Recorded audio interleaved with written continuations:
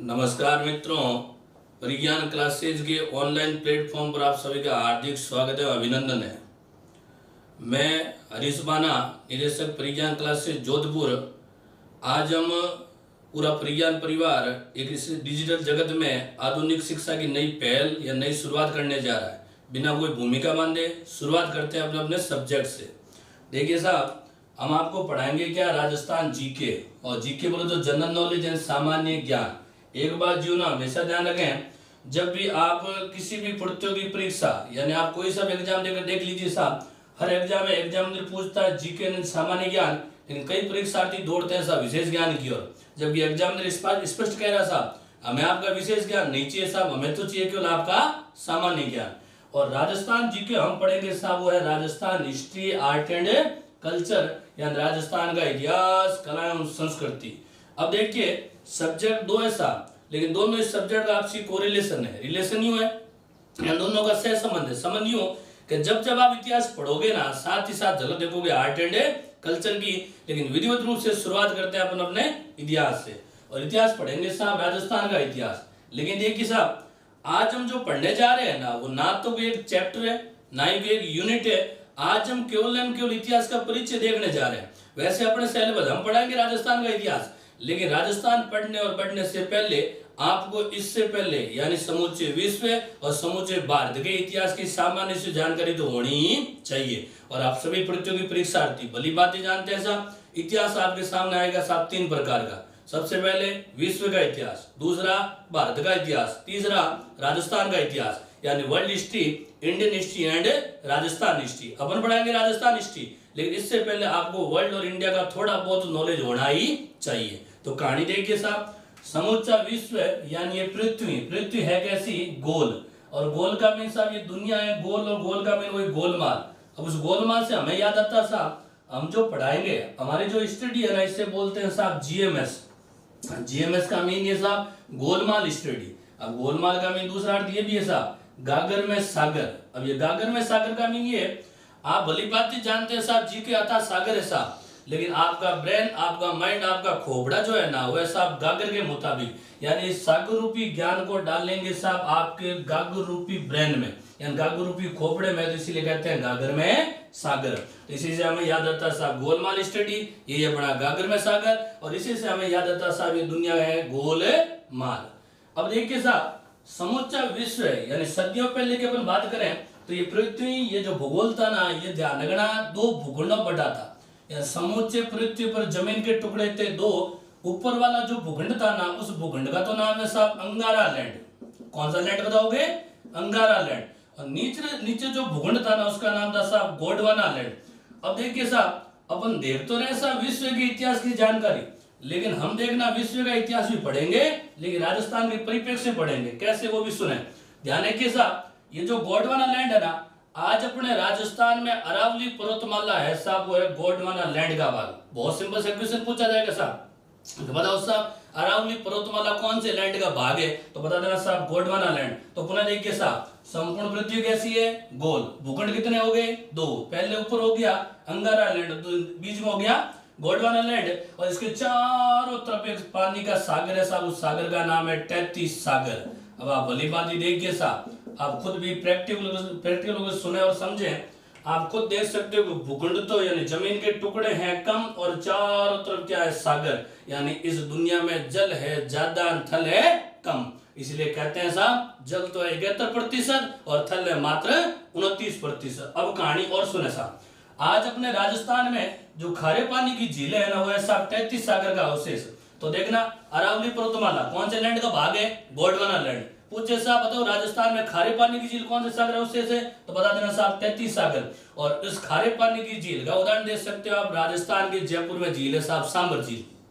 कौन सी बताओगे, सांबर। और दूसरी आप देख सकते हो साहब नागौर में डीडवाना झील, उसी प्रकार बाड़मेर की पचपदरा झील। तो ये सारी झीलें है ना, ये सब ध्यान रखना 33 सागर की है। और उसी 33 सागर का दूसरा प्रमाण कि राजस्थान की जितनी भी मरुभूमि है ना, वो भी ध्यान रखना 33 सागर का भाग है। तो सिंपल सी कहानी ये, अरावली होगी गोंडवाना लैंड का भाग, और राजस्थान की मरुभूमि और राजस्थान की जितनी भी खारी पानी की झीलें है ना, वो भी साहब 33 सागर की। अब देखिए साहब, भूखंड थे दो, बीच में सागर एंड पानी, नाम था 33 सागर। लेकिन इस सागर के लगातार हिलोरे लग लग कर ये दो भूखंड आगे जाकर बढ़ गए साहब 7 भागों में।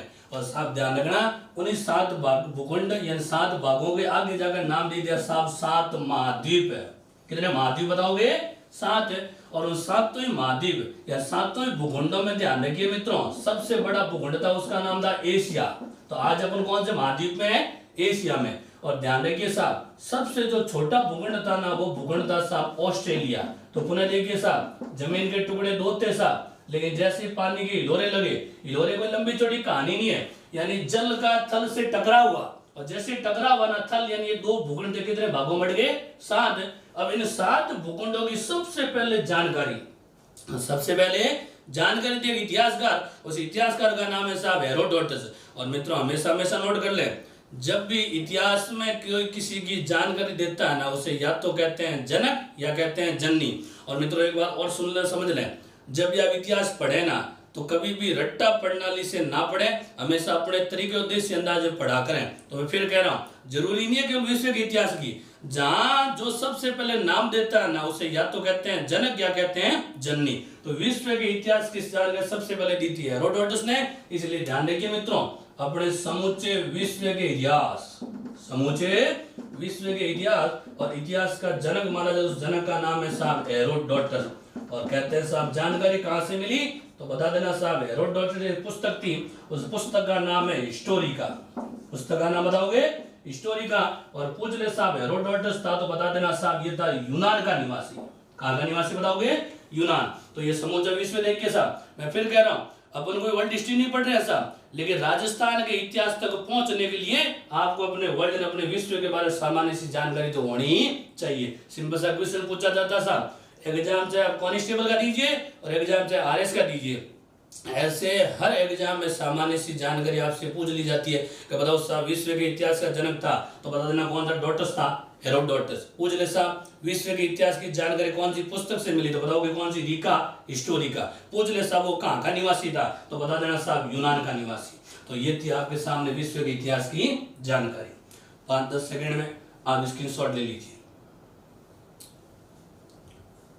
और देखिए साहब, पुनः अपन याद करते हैं साहब, और एक बात और सुन लें और समझ लें, अपने यहाँ ध्यान रखना, राजस्थान इतिहास राजस्थान जी के पढ़ाने का तरीका बहुत ही अलग है। तरीका यूं अलग है, अपन सबसे पहले अपन बोर्ड पर छपाई करेंगे, उसके बाद 5-10 सेकंड आपको समय दिया जाएगा, जो भी हमने छाप रखा है ना, वो फैक्ट आप भी अपनी नोटबुक में नोट डाउन कर सकते हो, और या फिर आप स्क्रीनशॉट ले सकते हो, और या फिर इसके अलावा जब भी अपना आपका स्क्रीनशॉट और आपका जैसे मान लो आपने नोट डाउन किया ना, उसके बाद अपन करेंगे दौरान कार्य। तो पुनः देखिए साहब, समूचा विश्व बटा था 2 भूखंडों में, ऊपर वाले भूखंड का नाम था अंगारा लैंड, पूछ ले नीचे तो बता देना गोंडवाना लैंड, बीच में चारों तरफ एक सागर, उस सागर का नाम था 33 सागर। सागर के भूखंड से हिलोरे लगे तो आगे जाकर महाद्वीप बन गए कितने? 7। बताओ साहब सबसे बड़ा कौन सा? एशिया। पूछ ले साहब सबसे छोटा कौन सा? तो बता देना ऑस्ट्रेलिया। पूछ ले साहब इस बारे में जानकारी किसने दी, तो बता देना हेरोडोटस। पूछ ले साहब कौन सी पुस्तिका थी, तो बता देना हिस्टोरिका। और पूछ ले साहब कहाँ का निवासी था, तो बताओगे साहब यूनान का निवासी था। तो देखिए ये थी विश्व के इतिहास की जानकारी। अब अपने को राजस्थान में प्रवेश करने से पहले अपने समूचे हिंदुस्तान या अपने भारत के बारे में भी ध्यान होना ही चाहिए। तो इसके लिए हम बनाएंगे अपना भारत। अब देखिए साहब, अपन जो पढ़ रहे हैं ना, ये सब राजस्थान का इतिहास, तो अपन जब भी मैप पे नक्शे बनाएंगे ना, तो जरूरी नहीं है साहब एजिट बने। कारण क्या, अपने को ना तो नक्शे पे करनी है पीएचडी, और ना ही अपन पढ़ रहे हैं राजस्थान का भूगोल, अपन पढ़ रहे हैं साहब इतिहास। और इतिहास में अपने को ये समझ आना चाहिए कि साहब अपने जिस नक्शे में पढ़ रहे हैं ना, वो नक्शे में वो अपन जो स्थान पढ़ रहे हैं ना, वो कौन सी दिशा में स्थित है। कोई मायने नहीं रखता कि साहब आप थोड़ा सा नक्शा या मैप टेढ़ा बना रहे हो, मेढ़ा बना रहे हो साहब, क्यों सिंपल सा फंडा है साहब। फिलहाल अपन जो भी प्रतियोगी परीक्षा की तैयारी कर रहे हैं ना, इसका मेन उद्देश्य ये है कि फिलहाल अपन अपनी जरूरत पूरी कर रहे हैं, और अपनी जरूरत को पूरी करने के लिए जरूरी नहीं है साहब वेल फ्रेमिंग के अंदर अपना नक्शा बनना ही चाहिए। मुद्दा ये साहब येन कैन प्रकारण बेरोजगारी रूपी जो कलंक है ना, वो कलंक दूर होना चाहिए। अब कहानी देखिए साहब, अपन बनाएंगे अपना भारत है, और भारत तो बहुत सिंपल है साहब, बना दो छोटी सी आइसक्रीम का कोन और इसके पंख फैला दो, ये अपना हिंदुस्तान है साहब। यानी अपने भारतीय नक्शे पर ज्यादा सोचने की आवश्यकता नहीं है। अब देखिए साहब, वास्तव में देखा देना वर्तमान भारतीय संविधान में अपने भारत के नाम कितने, अपने राष्ट्र के नाम कितने हैं? दो कैसे? एक परिभाषा मिलती साहब, इंडिया दैट इज भारत, यानी इंडिया है जो किस नाम से जाना जाता है? भारत नाम से। लेकिन अपन सदियों पहले यानी वर्षों पहले की बात करें ना, तो इस समुच्चय ध्यान रखना भारतवर्ष का नाम था साहब जम्बू द्वीप। नाम कौन था बताओगे? जम्बू द्वीप। पूछा जाता साहब तो बताओ साहब आपके भारत का सबसे प्राचीन नाम था, तो बता देना जम्बू द्वीप। कहते साहब जम्बू द्वीप के बाद जो दूसरा नाम आया ना, वो आया था साहब ब्रह्मऋषि प्रदेश। कौन सा प्रदेश बताओगे? ब्रह्मऋषि प्रदेश। और ब्रह्मऋषि प्रदेश के बाद जो नाम है ना, उस नाम का वो नाम था साहब आर्यवर्त।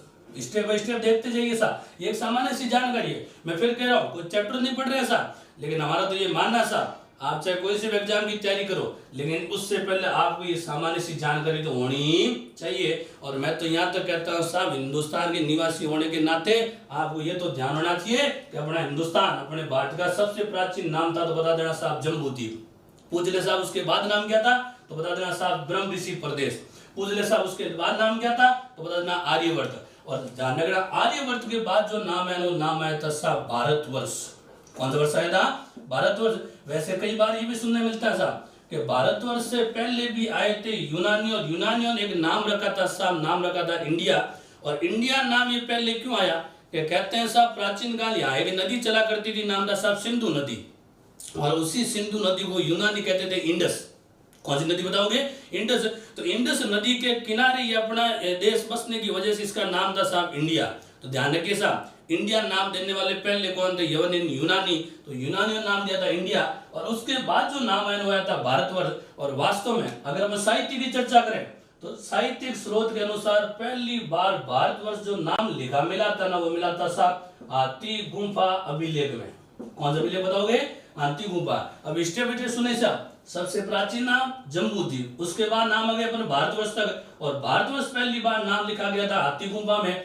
और इस भारत के इतिहास की रचना, यानी पूछ ले साहब इस भारत के इतिहास का प्रथम रचनाकार था, तो रचनाकार था साहब माना जाता है मैक्स मुलर। कौन सा मुलर बताओगे? Max Muller. बड़े गौर से सुनिए साहब, मैं फिर कह रहा हूं साहब, भारतवर्ष जो नाम पहली बार लिखा मिला था ना, वो मिला था साहब हाथी गुम्फा अभिलेख में। अब पूछ ले साहब प्रथम बार भारत के इतिहास की रचना की रचनाकार था, तो बता देना साहब मैक्स मुलर। लेकिन ध्यान रखना ये तो साहित्यिक स्रोत है। कौन से स्रोत बताओगे? साहित्यिक। लेकिन धार्मिक मान्यता अनुसार प्रथम बार, यानी हमें सबसे पहली बार जो भारत नाम दिया ना, वो भारत नाम देने वाले थे ऋषि, जिनका नाम है साहब वेद व्यास।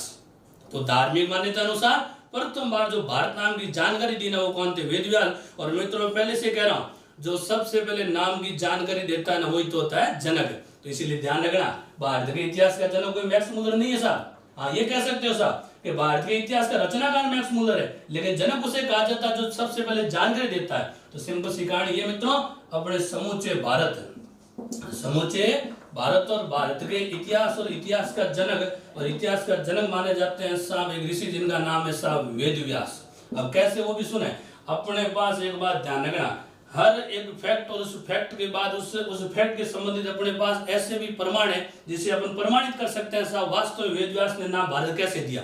आपने सुना होगा इन्हीं वेद व्यास जी का एक साहब बहुत प्रसिद्ध ग्रंथ हुआ, उस ग्रंथ का नाम है साहब महाभारत।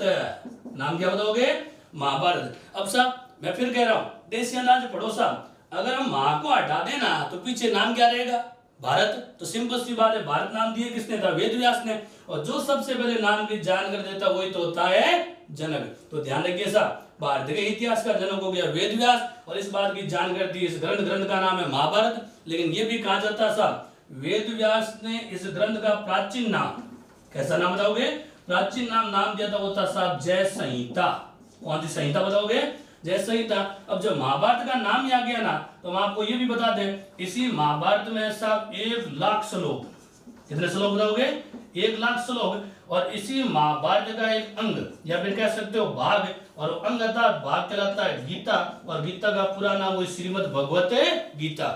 मैं आपको प्रमाण दे सकता हूँ साहब, फिलहाल सेकंड ग्रेड टीचर 2012 के पूछा हुआ क्वेश्चन है साहब। क्वेश्चन ये था कि बताओ साहब इस महाभारत का प्राचीन नाम जैसा ही था। क्वेश्चन ये पूछा गया कि बताओ साहब महाभारत का एक अंग अर्थात भाग है, तो बताना पड़ा साहब ये है गीता। तो सिंपल सी कहानी। और दूसरी बात ये भी मत सोचना साहब, हमें केवल इतिहास की जानकारी लेनी थी, लेकिन साथ ही साथ हम महाभारत की चर्चा क्यों कर रहे हैं? मैं फिर कह रहा हूँ, अपने आप पढ़ाने का तरीका थोड़ा अलग है साहब। अपने को जब भी कोई एक शब्द मिलेगा ना, उस शब्द के आसपास के जितने भी फैक्ट है ना, वो फैक्ट भी साथ ही साथ में याद करेंगे, यानी पूरी बाल की खाल निकालेंगे साहब। अब देखिए साहब, भारत के इतिहास का जनक आएगा वेद व्यास। वेद व्यास का ग्रंथ है महाभारत, प्राचीन नाम है जय संहिता। श्लोक बताओगे 1,00,000 श्लोक। अंग था भाग का गीता। और ध्यान रखना, ये जो एक महाभारत नामक युद्ध हुआ था कुरुक्षेत्र में। कुरुक्षेत्र वर्तमान कहाँ है? हरियाणा में। देखना, ये तो भारत के इतिहास की जानकारी है, सबसे पहला नाम दिया वेद व्यास ने। लेकिन ध्यान रखिए साहब, वर्तमान भारतीय संविधान में भारत के नाम कितने हैं? दो नाम कैसे? India that is Bharat. India that is Bharat, यानी इंडिया है जो किस नाम से जाना जाता है? भारत नाम से। तो ये थी आपके साथ भारत के इतिहास की सामान्य सी जानकारी। फटाफट 5-10 सेकंड स्क्रीनशॉट लीजिए या फिर नोट डाउन कीजिए। हाँ जी, अब देखिए, हमने थोड़ी देर पहले चर्चा की थी साहब विश्व के इतिहास की, और हमने बताया था साहब विश्व के इतिहास का जनक कौन था? हेरोडोटस। अब हमने जान कर ली साहब भारत, और भारत के इतिहास का जनक बताओगे किसे? वेद व्यास। लेकिन ध्यान रखिए साहब, भारत का सबसे प्राचीन नाम बताओगे, बताओ साहब कौन सा द्वीप? जम्बू द्वीप। उसके बाद दूसरा नाम बताओगे कौन सा ऋषि प्रदेश? ब्रह्म ऋषि प्रदेश। उसके बाद बताओगे कौन सा वर्त? आर्यवर्त। उसके बाद नाम है था इंडिया, और इंडिया नाम देने का कारण था साहब इंडस नदी। तो इंडस नदी के किनारे एक राष्ट्र बसा, उस राष्ट्र का नाम था इंडिया, और नाम देने वाले कौन थे? यूनानी। उसके बाद नाम है भारतवर्ष, और ये पहली बार जानकारी मिली हाथी गुफा से। और भारत के इतिहास का रचनाकार माना जाता था मैक्स मुलर। लेकिन धार्मिक मान्यता अनुसार पहली बार भारत नाम दिया था साहब वेद व्यास ने। तो बताओ मित्रों, भारत के इतिहास का जनक कौन होगा? वेद व्यास। पूछ ले साहब ग्रंथ कौन सा? बता देना महाभारत। पूछ ले प्राचीन नाम कौन सी? संहिता, जय संहिता। तो इस प्रकार देखिए, वर्तमान अपने भारत के नाम कितने हैं? 2। India that is Bharat. तो पुनः देखिए साहब, सबसे पहले देख लिया विश्व का इतिहास, उसके बाद देख लिया अपने राजस्थान का इतिहास, उसके बाद देखा भारत का इतिहास, और अब अपन बढ़ने जा रहे हैं साहब अपने सबसे लोकप्रिय राजस्थान की ओर। अब देखिए साहब, निराड़ो राजस्थान। इस राजस्थान की आकृति मानी जाती है साहब विषम कोणीय चतुर्भुज। कौन चतुर्भुज है? विषम कोणीय चतुर्भुज है। लेकिन ध्यान रखना, विषम कोणीय चतुर्भुज की आकृति बता रहा साहब राजस्थान का भूगोल, लेकिन अपन पढ़ रहे हैं साहब इतिहास, और इतिहास हमें ये कहता है साहब राजस्थान की आकृति है पतंगाकार। और मित्रों मैं फिर कह रहा हूँ, ना तो अपने को नक्शे में कोई पीएचडी करनी है और ना ही पढ़ रहे हैं भूगोल, अपने तो समझ आना चाहिए साहब राजस्थान की कौन सी दिशा में कौन सा स्थान स्थित है। तो देखिए, इसके लिए हम बनाएंगे साहब बड़ी सी पतंग, और पतंग बनते बन जाएगा अपना राजस्थान। मैं मित्रों फिर कह रहा हूँ, देसी अंदाज में पढ़ा करें, इधर बनाओगे अपना राजस्थान। बताइए साहब राजस्थान की आकृति कैसी है? पतंगाकार। तो अपने को ना तो कहीं आसपास कोई हाथ निकालना है जैसे, और दूसरी बात ये, कई बार लोग यूं बड़े बड़े हाथ या पैर निकालने से ठीक है ना, कई बार माइंड से पूरा राजस्थान या फिर जो अपन देख लिया फैक्ट याद करना चाह रहे हो फैक्ट भी अपने भूल भाल जाते हैं। तो हमेशा एक्स्ट्रा ऑर्डिनरी एडवांस बनने की कोशिश ना किया करें, पहले तो नॉर्मल बनकर अपने को सामान्य सी जानकारी लेनी है। अगर अपने को एडवांस बनना होगा ना, तो दूसरे एडवांस का मीन ये कि आप कई बार होता है कि मैंने कहा ना विशेष ज्ञान की ओर दौड़ते हो, विशेष ज्ञान दौड़ने की आवश्यकता नहीं है साहब। पहले आप कम से कम अपना सामान्य से ज्ञान तो ले लो कि आप जो फैक्ट याद करने का तौर तरीका कैसा है।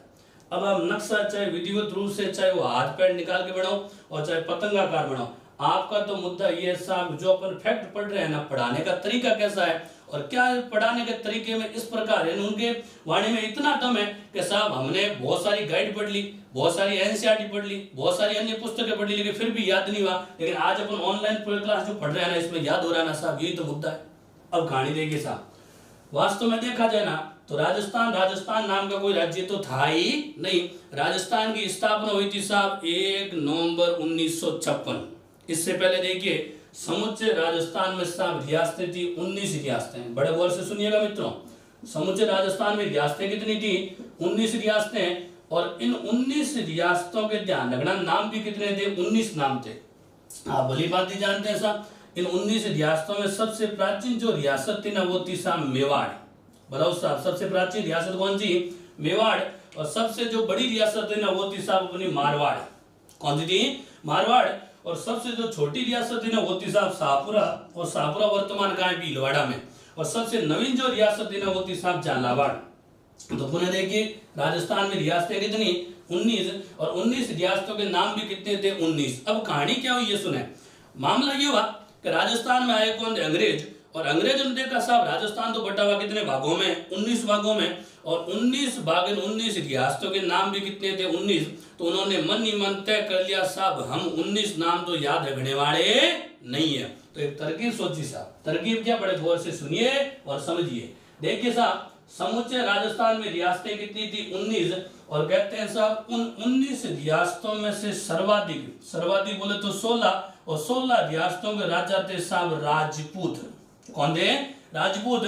और उनमें से 3 रियासतें थी साहब, और 3 रियासतों उनमें से गैर राजपूत रियासत थी 3। उसमें ध्यान रखना, एक तो रियासत थी साहब भरतपुर, दूसरी बताओगे साहब आप धौलपुर, और तीसरी एक रियासत थी वो थी साहब टोंक। बड़े गौर से सुनिए साहब, राजस्थान में रियासतें कितनी?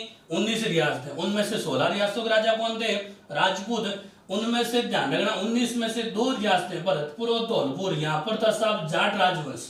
कौन राजवंश था? जाट राजवंश। और राजस्थान की एकमात्र मुस्लिम रियासत थी वो थी साहब टोंक। तो पुनः याद कीजिए साहब, राजस्थान में रियासतें कितनी? 19 में से ध्यान रखना गैर राजपूतों की रियासतें कितनी थी? 3। और तुम्हारे फिलहाल एल ने 2019 से पूछा हुआ क्वेश्चन है साहब, क्वेश्चन नहीं आया था कि बताओ साहब निम्न में से कौन सी रियासत गैर राजपूत रियासत कहलाई? और उस समय ध्यान रखना आपके ऑप्शन दे रखा था धौलपुर, लेकिन आपको रियासतों के नाम 3 याद रखने साहब, भरतपुर, धौलपुर और टोंक। 2 रियासतें जाट राजवंश की और एक थी मुस्लिम रियासत, और बाकी सभी रियासतों में राजा कौन थे? राजपूत। अब कहानी क्या हुई सुनो।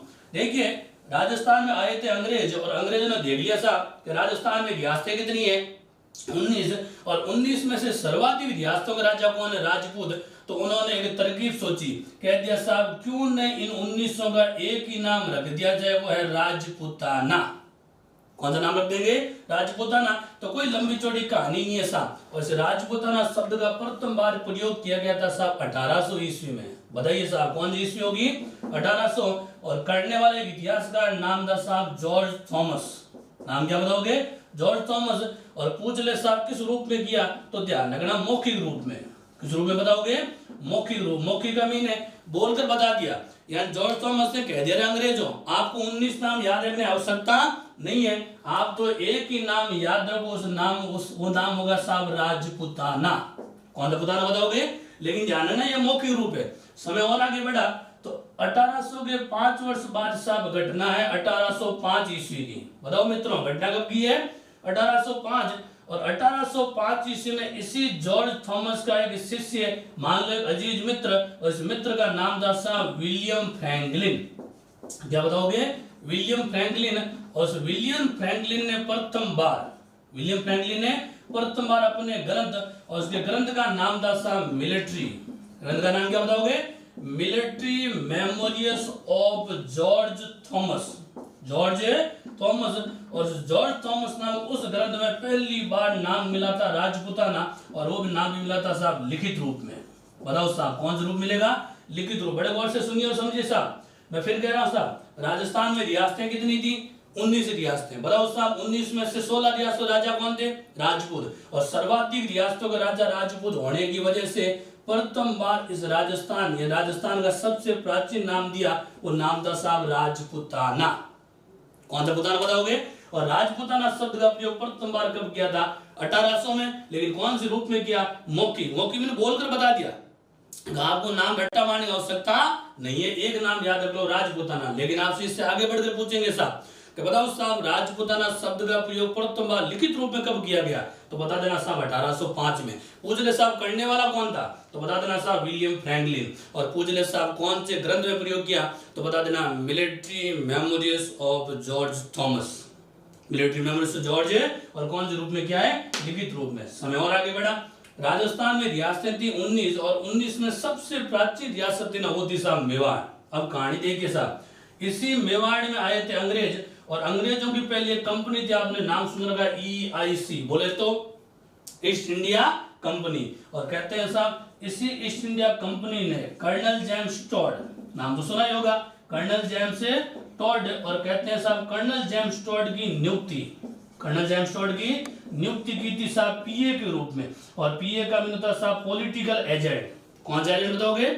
और पॉलिटिकल एजेंट का दूसरा नाम, तो वैसे ध्यान रखना ये PA बोले तो पॉलिटिकल एजेंट बना कहां का था? मेवाड़ का। बनने वाला कौन था? कर्नल जेम्स टोड, और इसी पॉलिटिकल एजेंट को कहते हैं रेजिडेंट। अब ध्यान रखिए साहब, रेजिडेंट बना कब से कब तक था? 1818 से लेकर 1822 तक। कब से कब तक बताओगे? 1818 से लेकर 1822 तक, या लगभग कितने वर्ष रहा साहब? 4 वर्ष। और उस समय मेवाड़ का शासक था साहब भीम सिंह सिसोदिया। कौन सिसोदिया है? भीम सिंह। बड़े गौर से सुनिए साहब, मेवाड़ में East India Company colonel James Tod नियुक्त की पीए के रूप में, और पीए रहा है वो साहब कितने वर्ष? 4। इन 4 वर्षों के दरमियान पूरे राजस्थान में घूमा है साहब। और राजस्थान में घूमने घामने के बाद, राजस्थान में घूमने घामने अपने वो गया ब्रिटेन, ये लंदन गया, और वहां जाकर उसने एक पुस्तक लिखी साहब, और उस पुस्तक का नाम था annals and antiquities of Rajasthan. यानी उसी पुस्तक में पहली बार कौन से शब्द का प्रयोग किया था साहब? राजस्थान। और मित्रों बार बार कह रहे हैं साहब, जो सबसे पहले किसी नाम की जानकारी देता है वही तो क्या कहलाता है? जनक। तो ध्यान रखिए, राजस्थान। कौन स्थान बताओगे?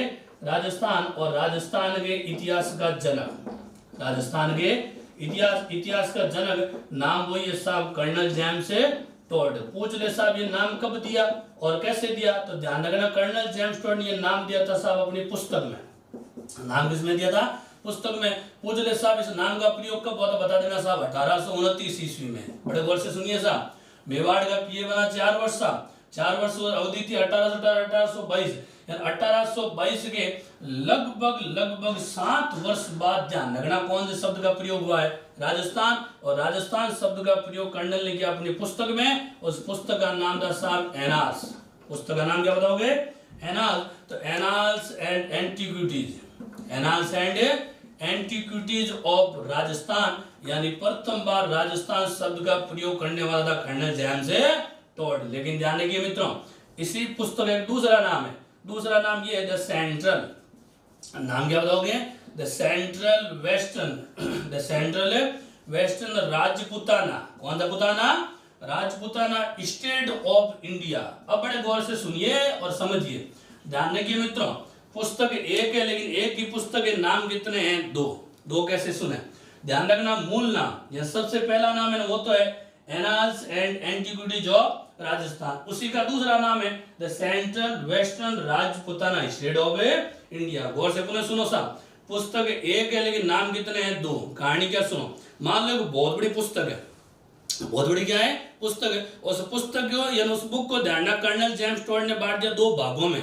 उसी भाग को कहते हैं खंड, उसी खंड को कहते हैं कोष, और उसी कोष को इंग्लिश में कहते हैं वॉल्यूम। यानी एक बुक के वॉल्यूम कितने हैं? 2। तो ध्यान रखना, जो फ्रंट में जो लिखा ना वो तो है annals and antiquities of Rajasthan, और सेकंड में लिखा है central western Rajputana state of India. तो पुनः कह रहा हूं मैं साहब, पुस्तक एक है लेकिन ध्यान रखना पुस्तक के नाम कितने हैं? 2। यानी 2 खंड है, 2 भाग है, 2 कोष है, 2 वॉल्यूम है। ऐसे बहुत सारे उदाहरण है मित्रों, मैं आपको दे सकता हूँ। जैसे आज तो शुरुआत हो रही है साहब, जब अपन पढ़ेंगे ना आगे आगे राजस्थान का इतिहास, तो बहुत सारी पुस्तकें बताऊंगा। उदाहरण के तौर पर आपने मेवाड़ के इतिहास में नाम सुना होगा साहब, राणा कुंभा।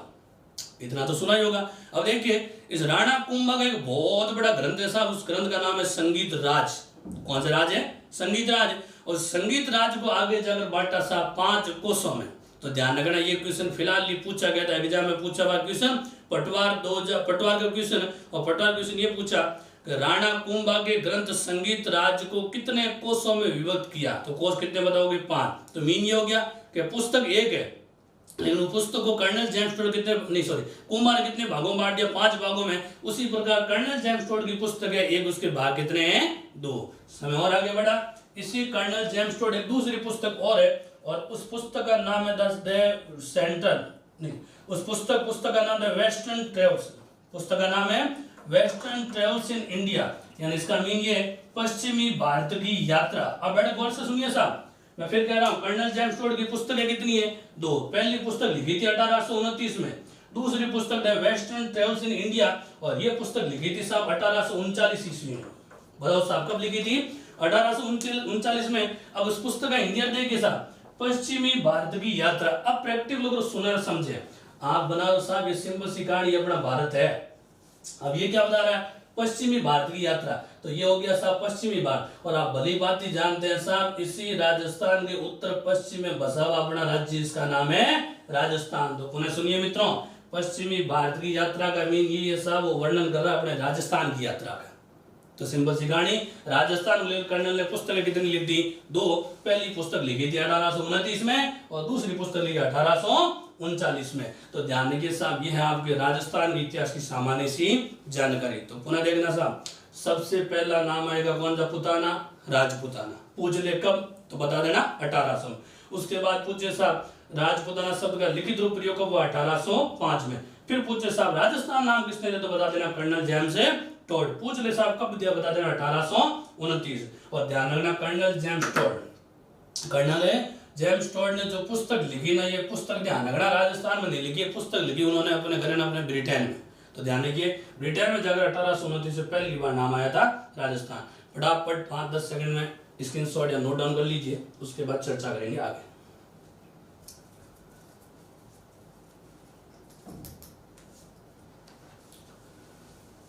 हाँ जी, पुनः देखिए राजस्थान के इतिहास की सामान्य सी जानकारी ले रहे हैं, लेकिन राजस्थान से पहले हमने देखा था विश्व का इतिहास, भारत का इतिहास। अब आ गया राजस्थान, और राजस्थान नाम का कोई राज्य तो था ही नहीं। वास्तव में राजस्थान में रियासतें थी 19 में से सर्वाधिक रियासतों राजा थे राजपूत, और राजपूत होने से पहली बार नाम आया था कौन सा? राजपूताना। बताओ साहब राजपूताना शब्द का प्रयोग कब किया गया? 1800 ईस्वी में। करने वाला कौन था? George Thomas. किस रूप में किया? मौखिक रूप में। बताओ मित्रों राजपूताना कौन बताना है? राजपूताना शब्द का प्रयोग लिखित रूप में कब किया था? बता देना 1805 में। पूछे करने वाला था तो कौन था? William Franklin. पूछ ले साहब कौन से ग्रंथ में किया था? बताओ साहब ग्रंथ का नाम क्या था? Military memories of George Thomas. उसी प्रकार राजस्थान की सबसे पुरानी रियासत थी साहब मेवाड़। कहते हैं साहब इसी मेवाड़ में थी ईस्ट इंडिया कंपनी और नियुक्ति कर दी कर्नल जेम्स टोड। अब बताइए साहब कर्नल जेम्स टोड कितने वर्ष रहा? 4 वर्ष। कितने वर्ष बताओगे? और उन्हीं 4 वर्षों के दरमियान घूम घाम के पुनः गया वो अपने घर, तो एक लिखी है पुस्तक, और उसी पुस्तक में बताओ साहब कौन से शब्द का प्रयोग किया? राजस्थान। और बार बार कह रहा हूं कि जो सबसे पहले नाम की जानकारी देता है ना, वही तो होता है जनक। तो बताओ मित्रों राजस्थान के इतिहास का जनक कौन होगा? Colonel James Tod. बताओ साहब इतिहास की जानकारी कब मिली? 1829 में। बताओ साहब पुस्तक का नाम क्या था? Annals and antiquities of Rajasthan. बताइए मित्रों पुस्तक का दूसरा नाम क्या था? The central western Rajputana state of India. उसी कर्नल की दूसरी पुस्तक थी, वो थी the western travels in India. अब बड़े गौर से सुनिए और समझिए। देखिए साहब अपन राजस्थान का इतिहास लगभग ध्यान रखिए साहब, राजस्थान के इतिहास को पूरा पढ़ने में कम से कम अपने को 40 से 45 क्लास या 40 से 45 घंटे तो लग ही जाएंगे। आज हमने शुरुआत की केवल इतिहास की सामान्य सी जानकारी के साथ। अब पुनः सुनिए और समझिए, बड़े गौर से सुनना। देखिए साहब राजपूताना शब्द का प्रयोग, सिंपल क्वेश्चन आएगा कि राजस्थान का प्राचीन नाम था तो बता देना राजपूताना। पूछ ले साहब वर्तमान राजस्थान नाम है तो देने वाला कौन था? Colonel James Tod. लेकिन ध्यान रखिए साहब कर्नल जेम्स टोड ने अपनी पुस्तक में इस राज्य के नाम एक नहीं बल्कि 2 दिए थे, और कर्नल जेम्स टोड ने राजस्थान का दूसरा नाम दिया था, नाम था साहब राजस्थान। तो पुनः देखिए साहब नाम कितने दिए थे? 2। पहला नाम है राजस्थान, दूसरा नाम है राजस्थान। अब कर्नल ने कह दिया साहब या तो रख लेना राजस्थान या रख लेना राजस्थान, लेकिन भारतीय संविधान अपने राज्य का नाम क्या दिया गया है? राजस्थान। देखिए साहब कर्नल जेम्स टोड कहां से आया है? ब्रिटेन, इंग्लैंड, मान लो लंदन से आया। लेकिन देखिए लंदन से आने वाले एक विदेशी एक फॉरेनर घूम रहा है साहब राजस्थान में, तो इतना तो आप अनुमान लगा ही सकते हो साहब एक विदेशी राजस्थान में घूम रहा है, इसका मतलब जग जाहिर सी बात है राजस्थान उसके लिए साहब एक अजनबी राज्य था। कैसा राज्य था? अजनबी। और उस अजनबी कर्नल जेम्स टोड को राजस्थान में घुमाने वाला, राजस्थान की जानकारी देने वाला वास्तव में व्यक्ति था, और उस व्यक्ति का नाम था साहब यति ज्ञानचंद्र। सिंपल सी कहानी ये होगी साहब, उस कर्नल जेम्स टोड को ज्ञान देने वाला था साहब ज्ञानचंद्र। तो ध्यान रखिए साहब कर्नल जेम्स टोड के गुरु, और गुरु का नाम है यति ज्ञानचंद्र। बड़े गौर से सुनिए साहब, इसी यति ज्ञानचंद्र का एक क्वेश्चन पूछा हुआ साहब फिलहाल रीड 2012। क्वेश्चन ये था कि कर्नल जेम्स टोड ने अपनी पुस्तक जिसका नाम है annals and antiquities of Rajasthan, वो पुस्तक समर्पित की थी अपने गुरुजी के नाम, और गुरु का नाम क्या था? यति ज्ञानचंद्र। और कहते हैं साहब इसी यति ज्ञानचंद्र नामक गुरु ने कर्नल जेम्स टोड को यहाँ राजस्थान में घूमने के लिए दिया था साहब एक घोड़ा।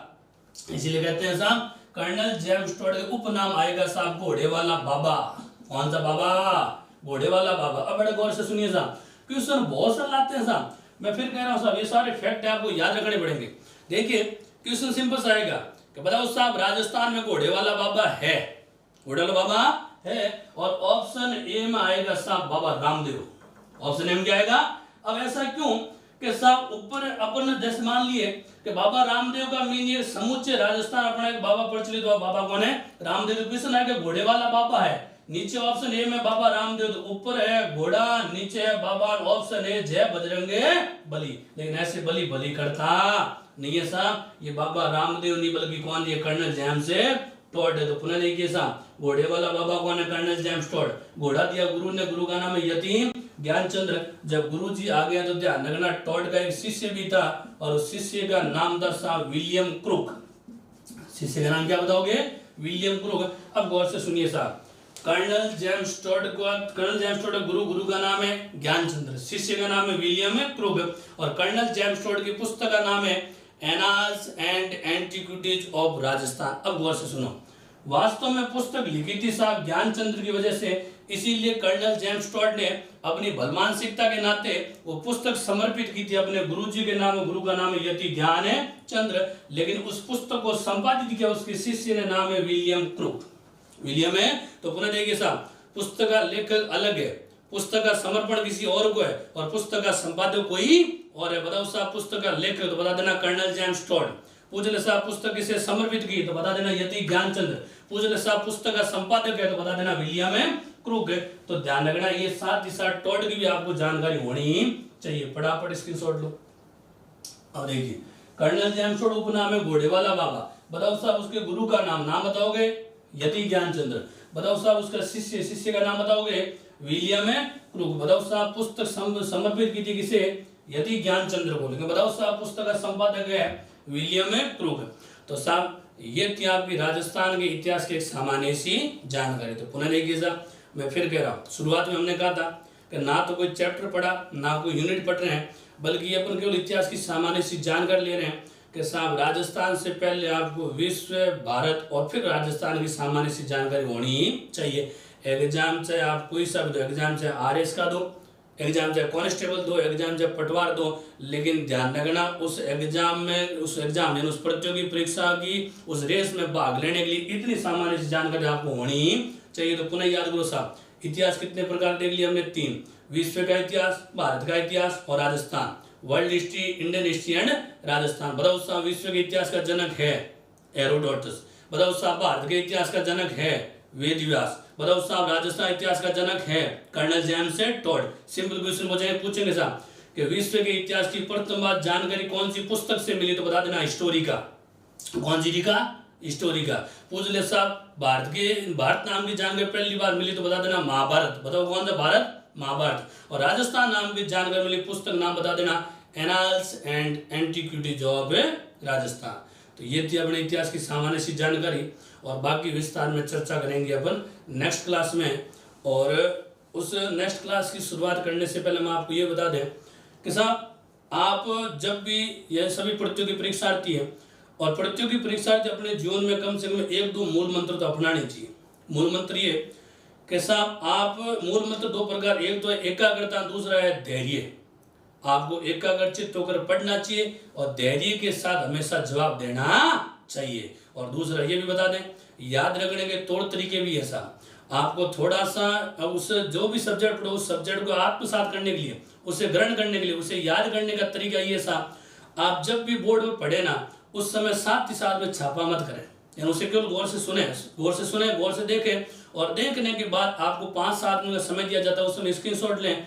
उसके बाद घर जाकर 15-20 मिनट, घर बोले तो अभी फिलहाल हो ही घर पे, लेकिन जहाँ भी आपकी लाइब्रेरी है, आपका जो स्टडी रूम है, वहां बैठकर कम से कम 15-20 मिनट एक बार पुनः देख लें। देखने के बाद नोटबुक बंद करें और 5 मिनट के लिए जो आपने पढ़ा ना, 5 मिनट के लिए उस चीज का मनन कीजिए। मनन बोले तो चिंतन कीजिए। और इतिहास गवाह मित्रों, जो करेगा मनन, जो करेगा चिंतन, वो बनेगा योगी। और इतिहास गवाह मित्रों, जो बनेगा योगी वही तो बनेगा भोगी, और आप सब बनोगे साहब वेतन भोगी। लेकिन मित्रों, वेतनभोगी बनने के लिए पहले आपको योगी तो बनना ही पड़ेगा। और ये योगी वाली प्रक्रिया है, शुरू में आंख बंद करके मनन करना। आपको अपने घर में परिवार के सदस्यों के सामने आपको शर्म भी आएगी, लेकिन धीरे धीरे अगर 5-10 दिन ऐसे चलता रहा ना, तो एक दिन ये शर्म भी आपकी आदत बन जाएगी। और जिस दिन आदत बन गई ना, वो आदत फिर जिंदगी में आपकी कभी छूटने वाली नहीं है।